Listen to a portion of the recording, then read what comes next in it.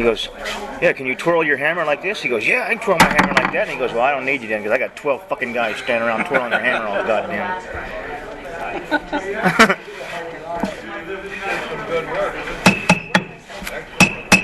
We got the echo thing going there, or what?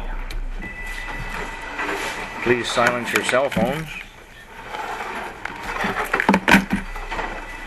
This is a closed meeting of Alcoholics Anonymous. We ask that you silence your cell phones and pagers at this time, and please refrain from cussing when you share.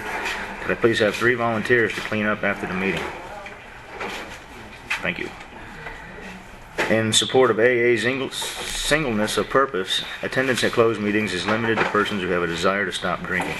If you think you have a problem with alcohol, you are welcome to attend this meeting. We ask that when discussing our problems, we confine ourselves to those problems as they relate to alcoholism. Please join in a moment of silence followed by the Serenity Prayer.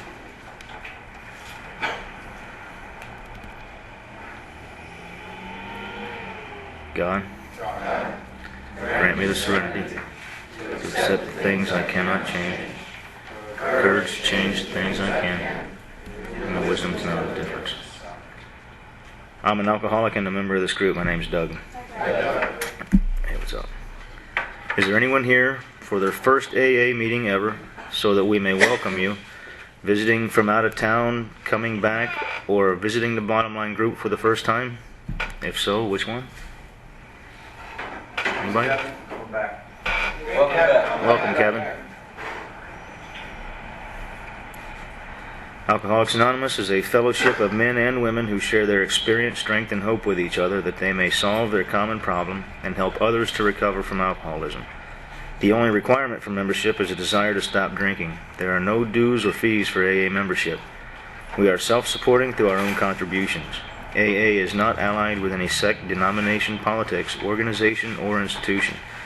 Does not wish to engage in any controversy, neither endorses nor opposes any causes. Our primary purpose is to stay sober and to help other alcoholics to achieve sobriety. And I've asked Terry to read our traditions for us tonight. Hi, my name is Terry and I'm an alcoholic. Hey, Terry. Here are the 12 traditions. Number 1, our common welfare should come first. Personal recovery depends on AA unity. 2, for our group purpose, there is but one ultimate authority, a loving God, as he may express himself in our group conscience. Our leaders are but trusted servants, they do not govern. 3, the only requirement for AA membership is a desire to stop drinking. 4, each group should be autonomous, except in matters affecting other groups or AA as a whole. 5, each group has but one primary purpose, to carry its message to alcoholics who still suffer. 6, an AA group ought never endorse, finance, or lend the AA name to any related facility or outside enterprise, lest problems of money, property, and prestige divert us from our primary purpose. 7, each AA group should be fully self-supporting, declining outside contributions. 8, Alcoholics Anonymous should remain forever non-professional, but our service centers may employ special workers. 9, AA as such ought never be organized, but we may create service boards or committees directly responsible to those they serve. 10, Alcoholics Anonymous has no opinion on outside issues, hence the AA name ought never be drawn into public controversy. 11, our public relations policy is based on attraction rather than promotion. We need always maintain personal anonymity at the level of press, radio, and films. 12, anonymity is the spiritual foundation of all our traditions, ever reminding us to place principles before personality.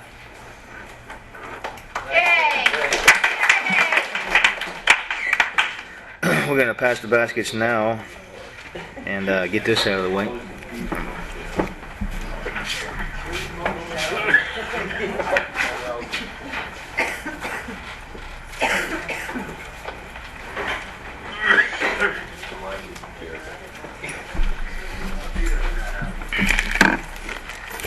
And our baskets are being passed in accordance with our 7th tradition, which states that each AA group ought to be fully self-supporting. The Bottomline Group Secretary's Report. We have 58 meetings a week. They're listed on the green chalkboard. You need 2 years of sobriety to chair a Big Book Step or Tradition meeting, 1 year to chair an 8:30 p.m. or beginners meeting, and 6 months to chair a regular meeting. Anniversary night is held the last Sunday of the month at 7 p.m. If you're celebrating a year or more, add your name to the anniversary board and we will gladly celebrate with you.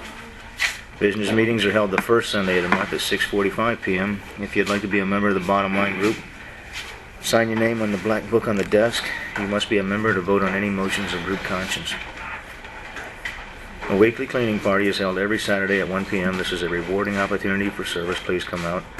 There are AA and non-AA related bulletin boards around the room for your information. Literature and grapevines are on the rack for sale at cost. Please pay the chairperson. Please keep the grounds clean and remember to park between the white lines, not in the gravel or designated no parking areas. There's a temporary sponsor list on the back wall. Take a name off if you need a sponsor. Put your name on if you're willing to be a sponsor. Would all those willing to be a sponsor please raise your hand? And are there any announcements for the good of AA? I'm a grateful recovering alcoholic member of the Get a Life group. I'm Jay. Get a life. I'm also a member of the Broward County Institution Committee, which takes meetings into hospitals, detox centers, jails, places where people are unable to get out and go to meetings like we all here. It's an awesome way of giving back that which was so freely given to us. We meet the first Tuesday of every month, 6:30 in the evening over at the 12-Step House. First Thursday of every month, tonight, 7 o'clock in the evening at the 101 Club. You must have at least 1 year clean and sober time. We need volunteers, especially to bring meetings to the females into the female jail facilities. Please come and join us. Thank you. Hey Doug, I'm Howie, I'm an alcoholic. Hey, Al. And I would imagine that everybody knows at this time that there's a quarterly this weekend starting tomorrow, late afternoon, and in a pretty close proximity, geographical proximity to where we are. And if anybody would like more information, go to .com or whatever. It's a voting quarterly. Say It's a voting. It's a voting quarterly. Voting quarterly. Thank you, the Bottomline Group Conscience. And with that, I'm going to introduce our Big Book teacher, Jim B. Thank you, Doug. My name is Jim. I'm an alcoholic. Everybody, I'm glad to be here and glad to see all of you here tonight. Tonight we're going to continue our study of the Big Book, and we're going to be continuing with our study of the 8th chapter, the chapter of wives, and we will begin on beginning on page 116. What was the page, Jim? I'm sorry. 116. That was the first one. 116, thanks. Do it like this. That's his first interruption. Okay. 4 more. What about the jokes? 4 more. Is it okay now how you got it? What page was that again, sir? That's 2. Lisa. 3 more. Lisa, would you help him there, please? Okay, we don't have our joke maven here tonight. In fact, she and Jan have been playing hooky now for the last couple of weeks. I'm not sure whether they're still out of town or whether they're mad at us or what, but I'm hoping that they'll show up here one of these days. We miss them. However, I was handed a list of jokes, and I found one here that fits right in with what we've been doing. You know, we've been kind of poking fun at lawyers. So, those of you who may not know, I have a legal background, and I've practiced law for quite a long time in Beverly Hills, California, so I do poke fun at lawyers now and then, and there's a dear friend of mine here tonight who's a very prominent local attorney, but he gets a chuckle out of this stuff as I do, so here goes. We'll try this one on for a side. I think it's pretty good. How local is he? Howie, hush up, will you? I'm trying to do something here. Good God, man. You'll get your chance later. I know you're going to take it. But right now, just let me finish this joke, will you? Yes, sir. Thank you very much. Good. You all ready? Where were we? The joke. An engineer dies and reports to the pearly gates. St. Peter checks his dossier and says, "Ah, you're an engineer. You're in the wrong place. So the engineer reports to the gates of hell and is let in. Pretty soon the engineer gets dissatisfied with the level of discomfort in hell, and he starts designing and building improvements. After a while they got air conditioning and flush toilets and escalators, and the engineer has become a very popular guy. One day God calls Satan up on the telephone and says with a sneer, "So how's it going down there in hell?" Satan replies, "Hey, things are going great. We got air conditioning and flush toilets and escalators. No telling what the engineer is going to come up with next." God replies, "What? You've got an engineer? That's a mistake. He should never have gone down there. Send him up here." Satan says, "No way. I like having an engineer on the staff. I'm keeping him." God says, "Send him back up here or I'll sue." Satan laughs uproariously, ha ha ha, and answers, "Yeah, right. Just where are you going to get a lawyer?"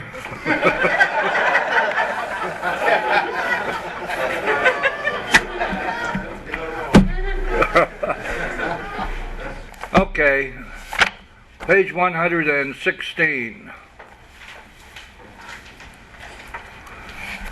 Now then, this chapter to wives, and I hope that those of you who've been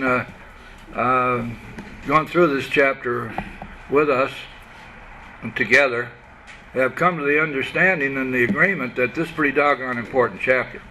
There's a lot of really good stuff in here. Not the least of which is the complete discussion of the progression of illness, of the illness of alcoholism. It's the only place in the big book where that appears. Also, it should be pretty obvious now that the women, the wives, had been very active in the early days of Alcoholics Anonymous. They had been at meetings. They were not excluded. There was none of this closed meeting stuff. They were there, and the meetings were in their homes. Many of the meetings were in their homes, and they served coffee and donuts. And there would be some talk about AA and recovery, and then they would have a little social gathering, and everybody kind of got to know everybody else. And so they were exposed, along with their husbands, to recovery and to the process of recovery, which we now call the 12 steps. Also, there's something that is very important to this chapter, which has already appeared way back in chapter 5. Now, in chapter 5, we ran into a kind of a strange statement. In fact, let's go back and take a look at it, because we need to remind ourselves what it is that the Big Book told us all the way back here, and perhaps what our reaction was to it, because we're now going to see where that came from and what it means. Turn to page 66, please. That's 66, Howie. Got it? Help him, Lisa, if he needs help. Okay. It's the same backwards or forwards. Either way. At the bottom of page 66, we've got a paragraph which is the final paragraph of that section of the Big Book which deals with resentments. And it tells us here that the world and its people really dominated us, that the wrongdoing of others, fancied or real, had the power to actually kill. And then it asks the question, rhetorical question, how could we escape? We saw that these resentments must be mastered, but how? And here's a very interesting statement. It's one that we ought to keep in mind, that we could not wish them away any more than alcohol. Now, why do we have to keep that in mind? Because it is telling us that this is something over which we are powerless. You see, here's another aspect of powerlessness, which we maybe don't often recognize. Now, we're powerless over these defects of character, and therefore we have to have God's help to be freed from them. And so there's the problem. Now, the big book never states the problem without thereafter immediately giving us the answer or the solution. So this next partial paragraph, last two lines on page 66, is the start of the solution. Let's see what the solution is. This was our course. That means this is the solution. We realized that the people who wronged us were perhaps spiritually sick, though we did not like their symptoms and the way they disturbed us. They, like ourselves, were sick too. And many of us would say to ourselves, yeah, right. What kind of a cockamamie excuse is that for the kind of crapped out stuff they were doing to me? We're gonna just forget all that because they're sick people? Don't give me that. Or maybe we heartily agree that they were sick, like crazy sick, or depraved sick. But to just think of them in terms of being sort of ordinary garden variety sick people, and then it says that they like ourselves. Now, wait a second. In other words, we've already been through this, that we have a disease, an illness, discernible, identifiable disease called alcoholism, so that most of us by this time have accepted the fact that we are sick. And here it's saying that these people who have harmed us all through our prior lives were sick too. And are we supposed to accept that and just say, well, in that case it makes it easy for me to put aside what they did and forgive the harm that they've done to me? And where does this come from anyway, this business that these people are sick just like I am? Well, there isn't any answer in this chapter. And you go into chapter 6, there's no answer. Chapter 7, there's no answer. Chapter 8, until you get to page 116, there's no answer. And on page 116, we find the answer. That's kind of interesting, isn't it? This big book is pretty cool, you know. It's because it's an inspired document. These things just pop up. They pop up wherever they pop up, and so we have to read the whole book and get to know it quite well in order to be able to tie all this stuff together. And that's a big part of what we do in this meeting, you know, is we try see how everything fits together. Now, let's go to page 116 and see how this is. Keep in mind now that this is a chapter to wives, and I think we mentioned a couple times it was supposedly written by a wife, but it was not. It was written by Bill Wilson, and I think we've identified this chapter as being written by Bill Wilson in drag because he's claiming to be a wife. However, he's pretty much knows whereof he speaks, and he's speaking for the wives. I'm sure he counseled with his wife in terms of a lot of this stuff. And this chapter takes the wife on a journey.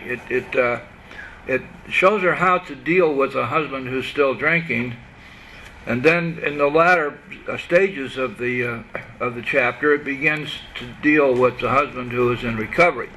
And that's a segue into the 9th chapter, which is the family afterward, where the husband is in recovery, the alcoholic is in recovery. So you can see there's a progression here.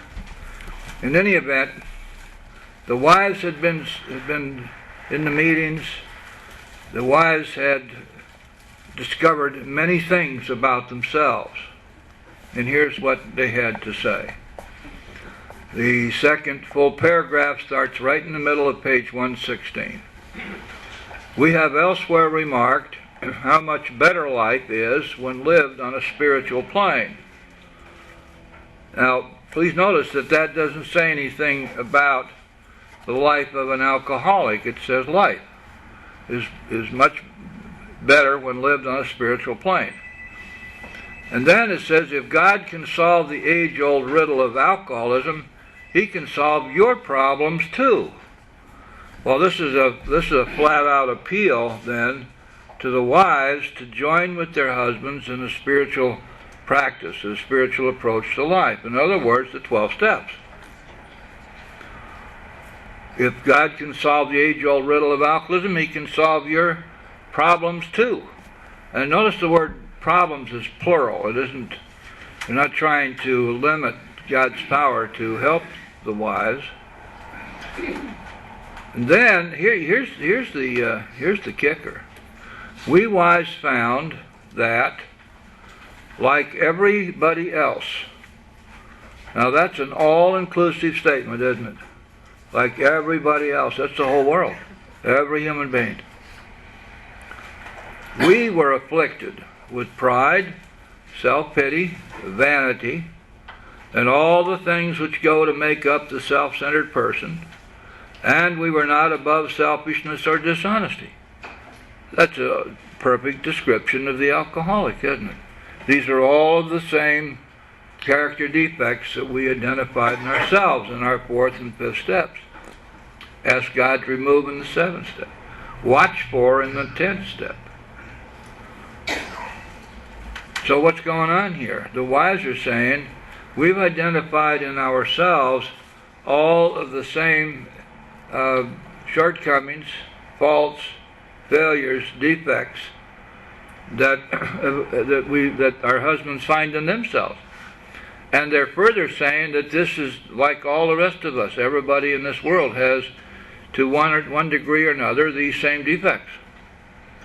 And so, if the alcoholic is sick from these, then too, by extension, must be the wife. There's an illness here.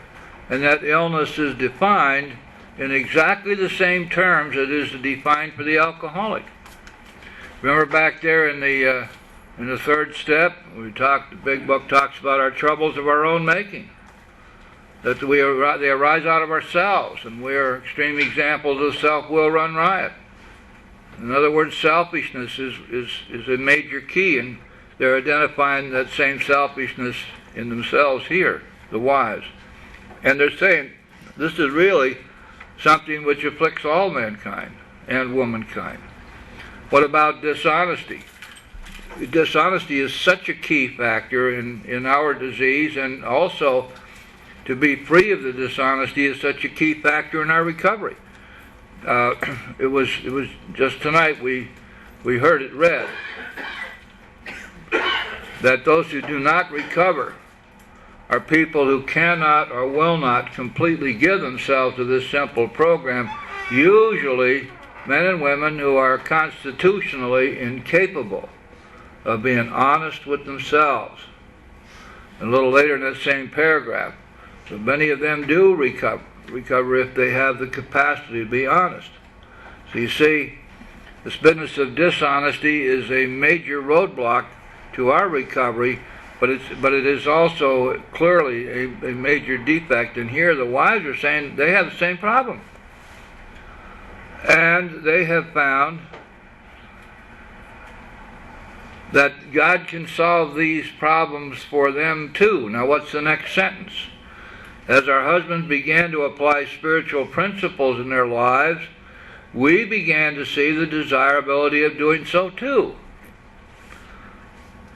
And so not only do we have the husbands, the drunks, working the steps, but now we find that the wives commence to work the steps, having found out that these steps are not just for the drunk or the addict or the nail biter or the lint picker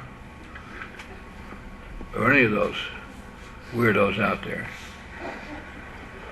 They're for everybody. 12 steps are for everybody. Why? Well, we have to look at the 12 steps from a different perspective, because we find them in the big book, and it's easy to think that somehow or another these were tailor-made for you and me. The truth of the matter is that these 12 steps are spiritual principles which have been around forever. But the big difference is that in our big book they are restated as steps of action. In other words, we are told what to do in order to incorporate these spiritual principles into our lives. They become a part of us in the way we live our lives. That's the genius of the 12 steps, because it gives us the action to take to make these principles that have been around forever a part of our lives. And so now we see what's happening here. The wives found out that these 12 steps were not the exclusive privilege of their husbands, but they were there for them too, and that when they engaged in these spiritual pursuits themselves, it really worked. Let's go on to the next paragraph, see what they said. Sir, excuse me, one question, please. What question, Howie? I've heard it for years, and I haven't looked it up, and I should have. Constitutionally incapable. Yes? What's your interpretation of that? Well, I suppose that would describe a congenital liar, someone who lies and cannot help themselves from lying. Okay. At first, some of us did not believe we needed this help. We thought on the whole we were pretty good women, capable of being nicer if our husbands stopped drinking. But it was a silly idea that we were too good to need God. Something funny? Yeah. What's funny? Is it me? Did I do something? My fly open? Your hair. My hair's mussed up? Anybody want to buy my fishing shirt? Is that what's up here? Never mind. I'll get you all later. The AA police will arrive shortly with 2 paddy wagons and haul the whole bunch of you off. Okay.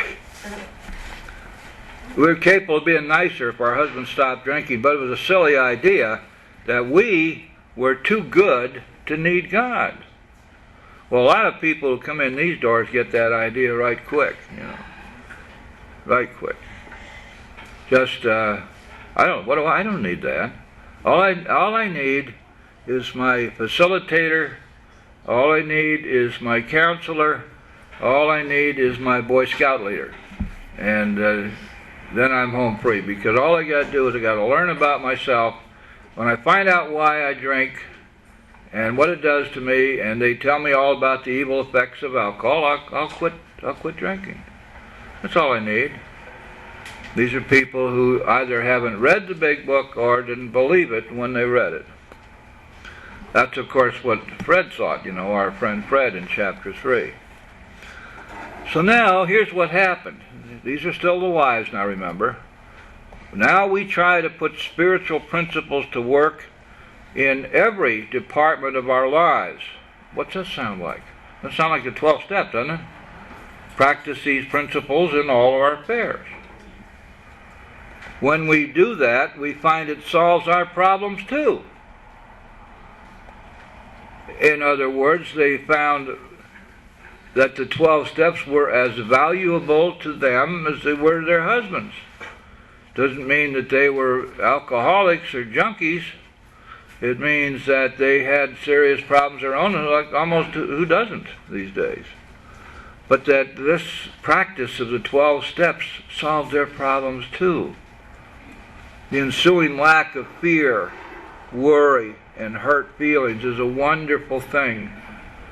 We urge you to try our program, for nothing will be so helpful to your husband as the radically changed attitude toward him, which God will show you how to have. Notice that the wives here are identifying themselves with the program. They're no longer outsiders. Why is it that nobody's husband or wife is here tonight? Why is it there's nobody from anybody's family here tonight? Well, why have we lost this? It's closed meeting, isn't it? Oh, that's right. You're right. I forgot about that. Sorry, Ken. It's so important, that we understand that our recovery is partly conditioned upon the recovery of our families, and that it's really, really important that they share our recovery with us and we share their recovery with them. We urge you to try our program, they're saying, not our husband's program, our program. For nothing will be so helpful to your husband as the radically changed attitude toward him, which God will show you how to have. Go along with your husband if you possibly can. Now then, this is where the Al-Anon family groups got started, right here. This is the basic, the basis for the Al-Anon family groups. Remember that they are 12-step groups. Remember that they have their own book, and that they do practice the 12 steps in their own inimitable fashion. And they've been around, I think, since about, it's in the 40s sometime, I can't remember the exact date. So now we see the whole history of Al-Anon family groups, and we see here the result of the wonderful fact that the families were involved in the first few years of the development of this fellowship. And I'm convinced if they had not been, that we wouldn't have made it. The fellowship wouldn't have made it. If you and your husband find a solution for the pressing problem of drink, you are, of course, going to be very happy. But all problems will not be solved at once. Seed has started to sprout in a new soil, but growth has only begun. Now, this is a message which is repeated many times, and especially in these last 3 chapters, that sobriety is only the bare beginning, which is certainly true, and that much growth is yet to come. The sobriety is critically important, of course, because without it we have nothing. But to consider that if we are sober, everything is fine, is just not true. And there are a lot of people that listen to someone's sad tale, and they will say, well, yeah, but did you drink today? And you say no, and they say, well, then you had a good day. It was maybe a miserable, rotten, stinking day.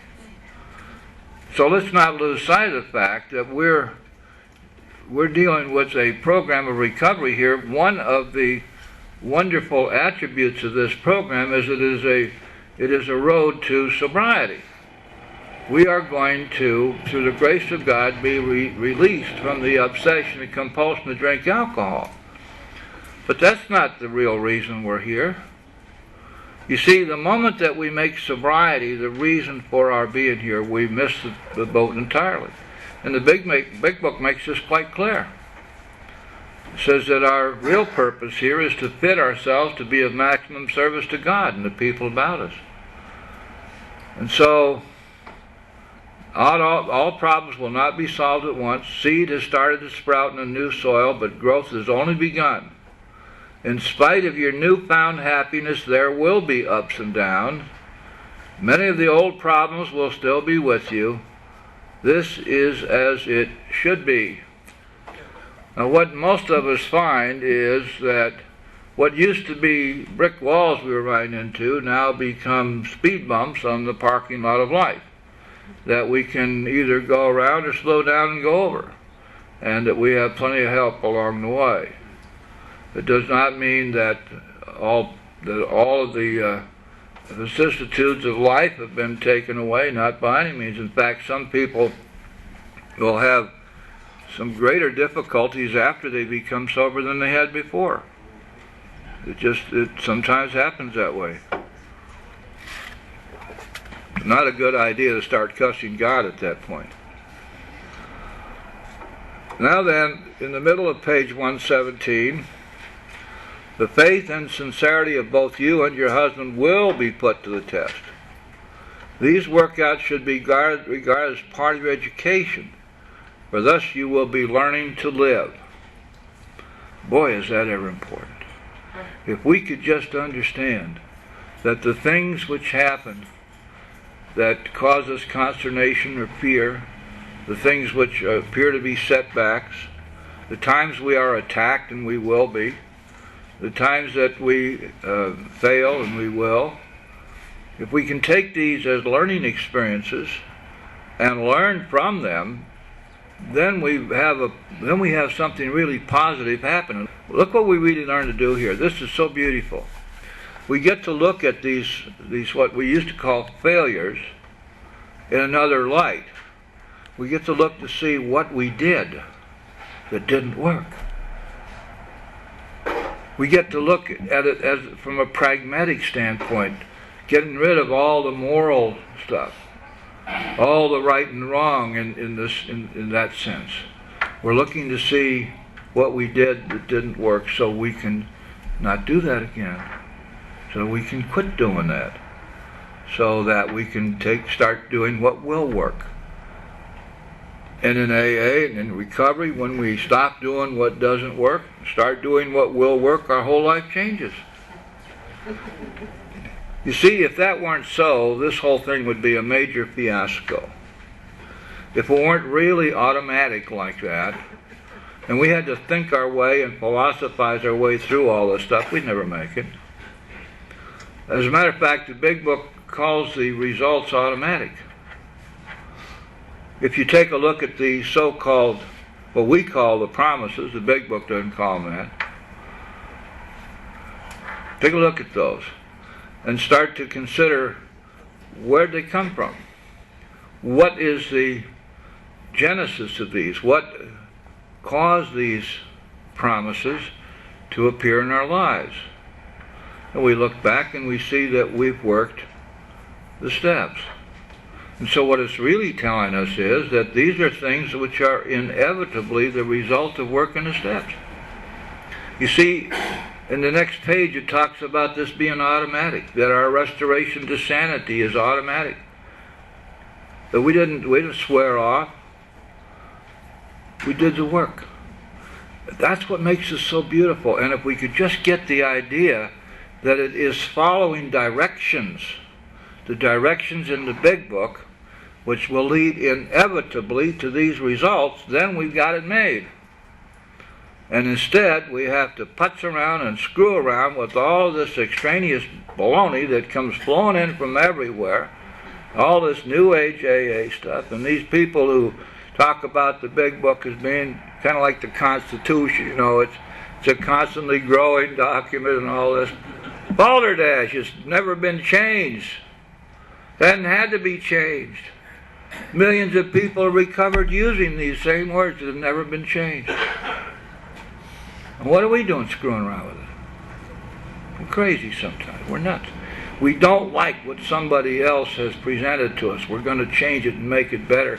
We want to be able to have something where we put our name on it. So this is the steps as Jim sees them.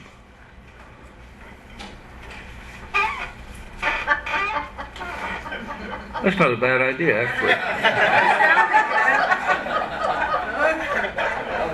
Might have to give that some thought. How do we write that down? Can I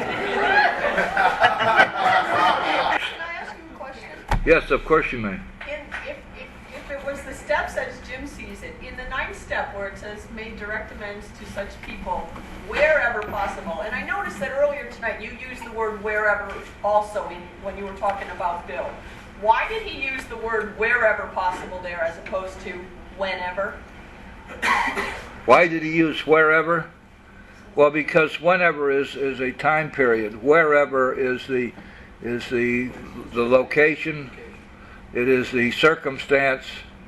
It is the juxtaposition of two people.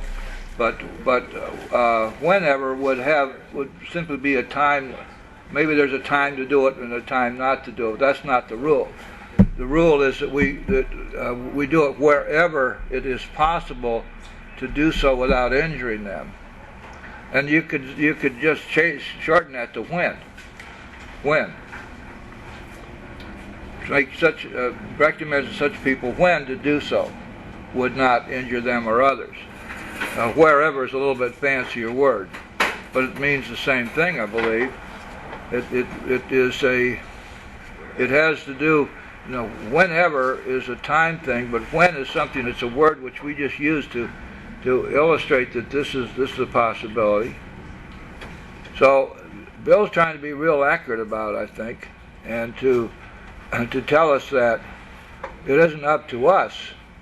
We don't make these decisions about when we're going to do it. We make the decisions to do it or not to do it in accordance with whether it would be harmful to somebody or not. Because there's a spiritual principle involved here that we can never do anything to harm another person deliberately. And when we look at our amends, we have to be real careful about that. Because sometimes we'd like to just jump right in and shrive ourselves of our guilt. And to do so would be very, very harmful to other people. I don't know, does that answer your question, Linda? Yeah, because a lot of times I hear people misread the step and they read it as make direct amends to such people whenever possible. And I'm like, no, there's a reason for the word being wherever. Because wherever refers to the time and place, whenever refers only to the time. I think it is an accurate word. As long as you take questions. Can I ask a question? Sure. You said that Bill wrote this chapter. Yes, that's right. Did he tell you that? No, he didn't. The prose seem He told a lot of people who told me that. I never heard it from him. It's hearsay. If you want to object to that, I'll withdraw the comment. the prose seem a little different to me than the rest of the chapters. The what? The prose seem, the words seem a little different. Isn't it in the good old timers? I know I've read that. He wrote that chapter. Oh yeah, he did. He asked me if I'd ever heard him say it, and remember that my time with him was fairly limited, because I didn't meet him until 1966, and that was only because he happened to be in California and he was one of my sponsors. So I got a chance to meet him, and then until he died, a couple more times. But so I just had an impression of him. But I was just a rookie. He didn't have any reason to be interested in me. Yeah. It's in the book AA Comes of Age. Is it comes of Yeah, age? it says that he wrote the steps in 30 minutes in one night. That's what it says in that book. What? Using the first 6 steps of the... No, we're not talking about that. We're talking about the chapter. Okay. Well, He wrote that with his wife right there beside him. well, I'll tell you what. The story is, and I can't prove it, but I've been told, and I believe, that he asked Lois to write this chapter, and she said, no way. And I believe that's in good old Dr. Bob and the Good Old Timers, but I can't swear to it. It's my homework. The 30-minute thing is in Language of the Heart, and it's in Bill's story about the writing of the 12 steps. And there he reports he wrote 12 steps in 30 minutes. Yes, it is Lady Di. How was it to meet Bill W?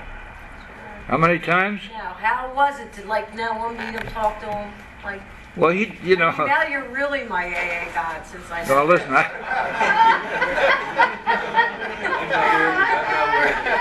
I'll tell you what happened. So you can carry this with you.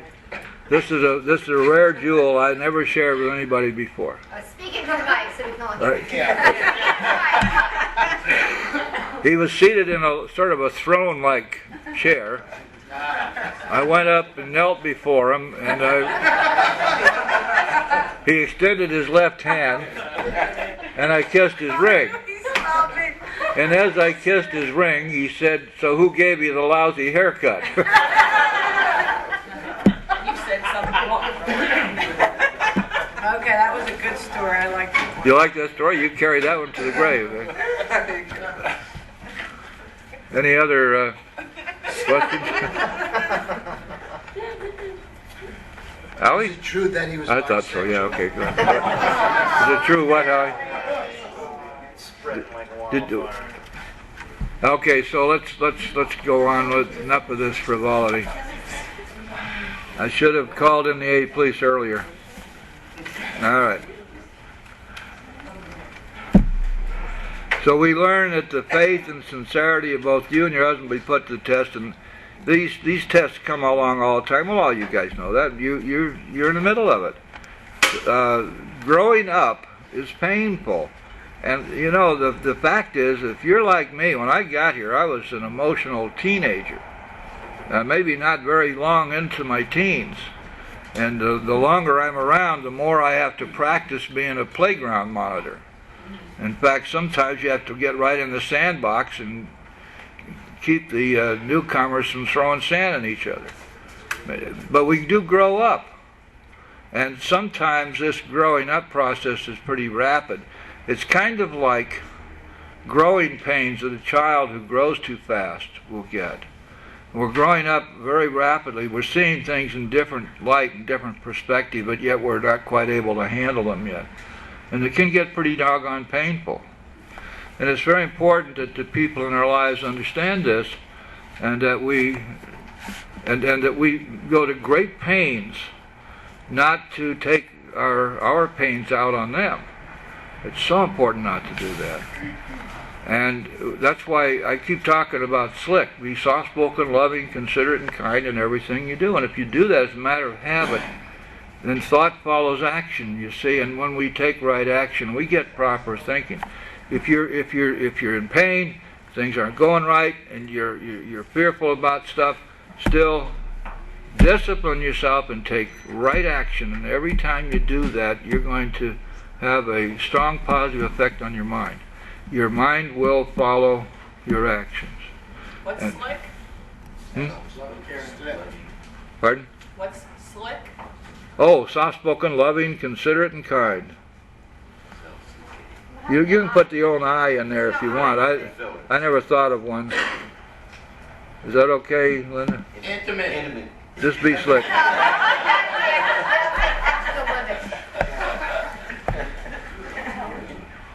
It's this way. You've had a hard day at the office. You know that when you get home, you're very likely to run into a whirlwind. The significant other has had a bunch of honeydews that didn't get done, and there's an argument left over from this morning, and the children are grouchy and haven't been fed yet, and they picked up this unruly mutt dog that's probably going to bite you. So you know when you go home it's going to be a mess. So you don't want to go home, but you know in the past you just make a left turn to the bar or the dope man. Well, we don't do that anymore. Now, if when we get home, Linda, we are slick, soft-spoken, loving, considerate, and kind, guess what?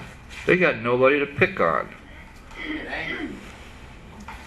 And then if we've learned some of the other outstanding techniques, like, for example,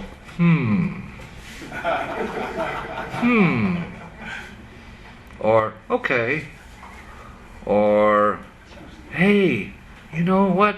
That's pretty interesting. And then we go do what we want to do anyway. Because you see, it really does take two to tango.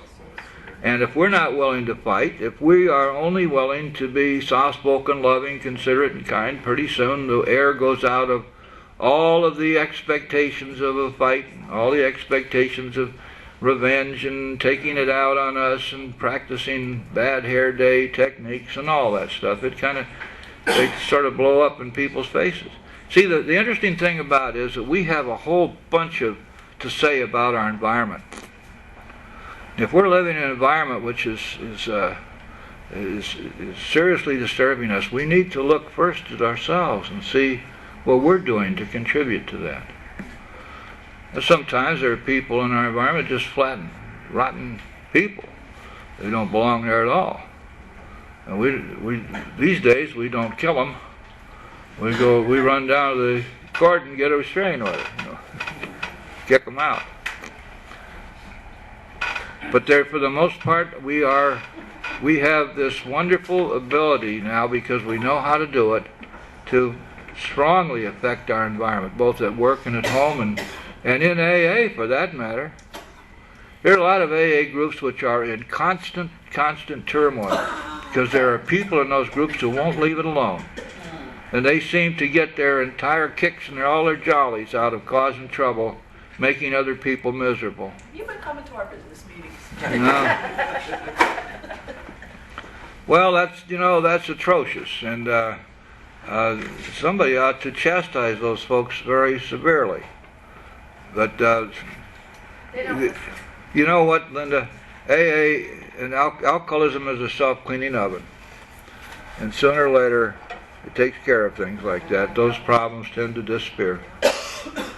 But we have to be a little bit patient, and we have to mind our own business and take care of ourselves, take care of our friends, and take care of our group best we can. And let God have the result, because He doesn't really tolerate this kind of behavior very well. A whole lot less than we do. And we put up with it, and especially we put up with it many times because we're afraid of these people. We're afraid of them because they're such loudmouths, they're so aggressive, and they bully us around, and we let them do it. Shame on us for that. You know, we don't grovel before anybody, and when we do, we ought to pull ourselves up short and say, what the hell's going on here? Let's not do that anymore. You know what? Here's something that's so effective. Somebody's pulling this kind of crap, and you just say, stop right there.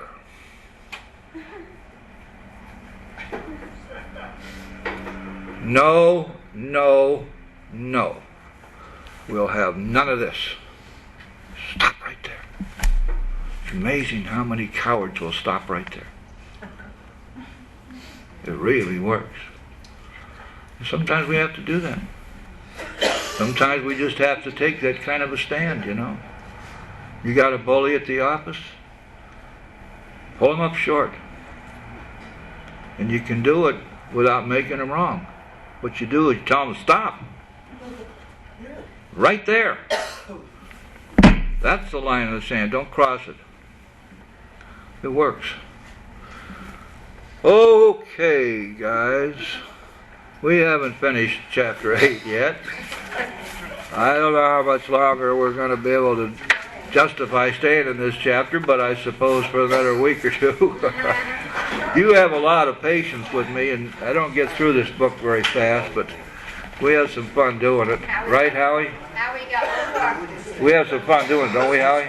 Just say yes, Howie. You don't need to say anymore. It's changed drastically in the last 3 Okay. All right. Come on up here, Doug, and Now we've got one more. see what you can do with this mess.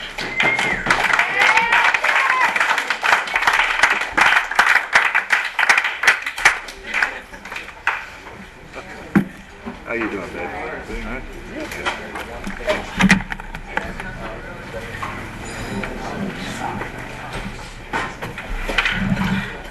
Okay, we got a couple of minutes.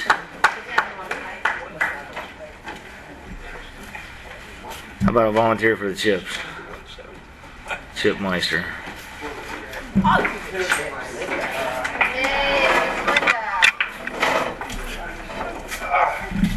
I'm an alcoholic. I'm a member of this group, and my name is Linda. At the bottom line, we use chips to mark our sobriety in the first year. The white chip, which is the international sign of surrender. Anybody want to give up the fight and pick up a white? 30 days continuous. Nights, weekends, parties, gym step meetings. 90 days, 3 months. Then you'd get a lot of these meetings if you were here. For me, 90 days was like 300 pots of coffee. 6 months? 9 months. What color are we doing this month? Bottom line gold. Bottom line gold. Bottom Yes, line gold. Linda. Somebody Not finally careful, got it. not pompano gold. Bottom line Bottom gold. line. If you are celebrating an anniversary this month, you put your name on the board. We celebrate the last Sunday of the month at 7 o'clock. You don't have to be a member to celebrate here. And if you haven't had a drink today, don't, and give your higher power a hand.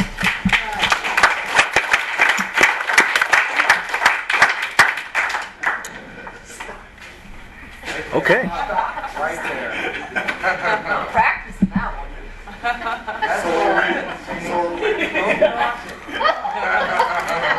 With that, I guess that's it. Anonymity is the spiritual foundation of all of our traditions, ever reminding us to place principles before personalities, which is our 12th tradition. And we'll close the meeting with the Lord's Prayer. Like me, I had no hair left.